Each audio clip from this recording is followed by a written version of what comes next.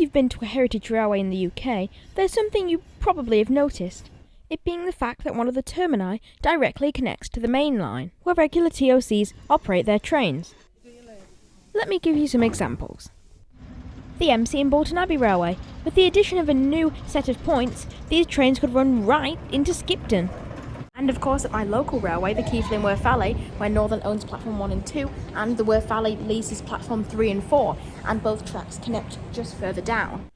And the North York Moors Railway, where Whitby serves both Northern trains to and from Middlesbrough and Loco Hold heritage trains.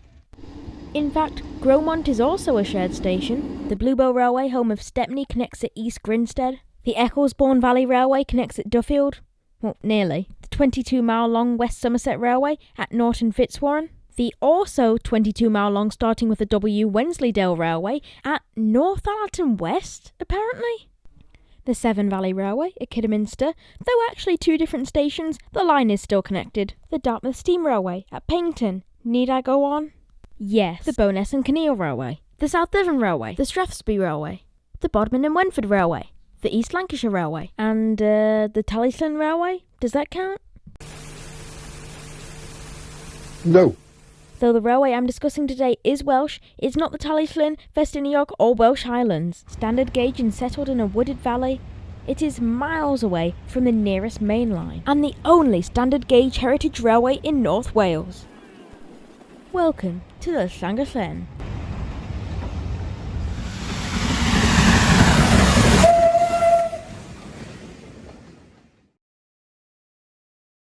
The town of Llangollen is the location of the terminus, located here in North Wales.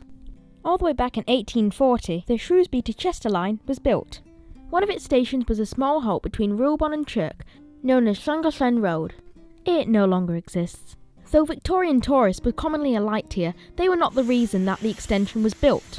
This is Wales, it's because of the mining industry. After taking 2 years to build, in 1861, the line was opened for freight only. And a few months later for passengers, a helpful link for the community. A larger permanent station was soon opened in 1865. This is now a Grade 2 listing building, as it still survives. Sadly, I wasn't able to get any footage at Llangollen, as it was very overcrowded, with no parking spaces, so we had to move on to the next station to try catch our train there instead. Discover how this all plays out later in the video. In the mid-1860s, the Llangollen and Corwen Railway constructed a 10-mile single-track route from Llangollen to Corwen, of course, two stations that already were connected to the main line, thus completing the Rulbon to Barnmouth route. As part of this route, a tunnel had to be built between Berwyn and Glyndwrdwy, under the Berwyn Mountains. In 1877, the area is absorbed by the pre-grouping Great Western Railway. After the turn of the century, goods transport is doing very well. This warrants an extension of Llangollen Yard.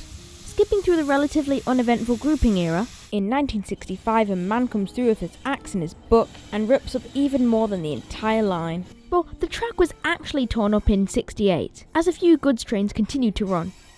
The track bed lay abandoned until the Flint and Deeside Railway Preservation Society was founded in 1972, who eventually decided that they would be the saviours of the Llangollen to Corwen section of the Rulbon to Barnmouth line. 3 years later, in 1975, the council grants the society Llangollen station and 3 miles of track, as they predicted a heritage railway would boost the local economy, and the station was refurbished in September of that year. Later on, a mile of track was donated by Shell Oil, of all companies, with 3/4 of it being used to grow the line westward and 1/4 for sidings to hold their rolling stock. There was a significant lack of funding for the remote railway, meaning it was in the year of 1985 when a donation allowed the volunteers to finally reach the next station, Berwyn. The most iconic and beautiful on the line. Don't worry, we'll be back here shortly. A few tens of thousands of pounds later, trains are running to Berwyn, and in 1990, through Berwyn Tunnel to Deeside Halt, then Glyndwrdwy in 1993, and Carrog in 1996. Yay! But what about Corwen, you might be asking? Well, extension work here started in 2011. The original site was now a trailer showroom, so a hastily built Corwen East was laid down just in time for Halloween. Works on a brand new permanent station at Corwen begin in 2019. Wait, 2019? Coronavirus came soon after. The The railway reported losses of many thousands of pounds, helped along by the fact that they were closed for much of 2020, as everything was, and the Dee Bridge needed repairing. Of course it did. Entire closure of the line was an actual risk. Thankfully for everyone, £125,000 was donated, and then another £71,000, and then another £161,000. As helpful as it was, it still couldn't save them from £350,000 of debt. So, operations are handed to the Llangollen Railway Trust. They reopened the line in July 2021, and the brand spanking new Corwin station is opened on the 2nd of June 2023. That was a brief history of the Llangollen Railway. Now let's talk about the station, starting at Corwin, of course. The layout is a small island platform, a head shunt, a run-round loop and a single siding. A station building with a waiting room can be found in the middle.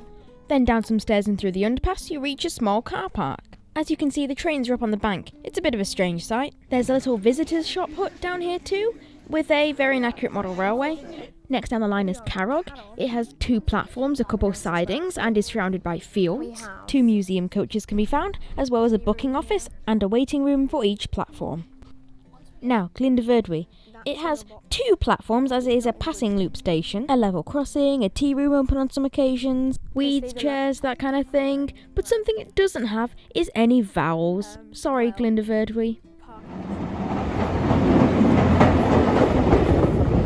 After passing through Berwyn Tunnel, we arrive at what many people consider to be one of Britain's most beautiful railway stations.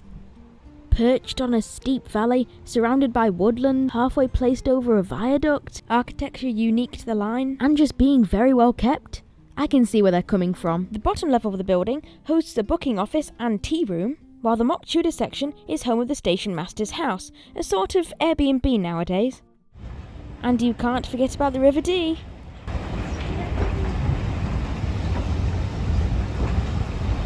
Like I mentioned earlier, lack of parking in Llangollen led to no footage, which led to us going to K&WVR to catch the train instead. So I'll just give you a quick overview of Llangollen station.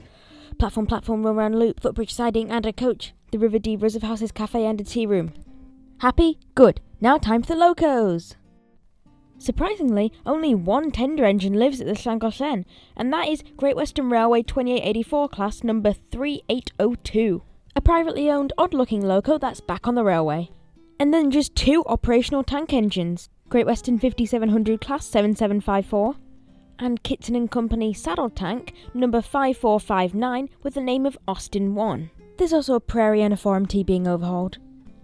For diesel locos, there's a Class 47 named Orion, a Class 31 number 271, 08195 and 02 Pilkington can be found shunting, I believe.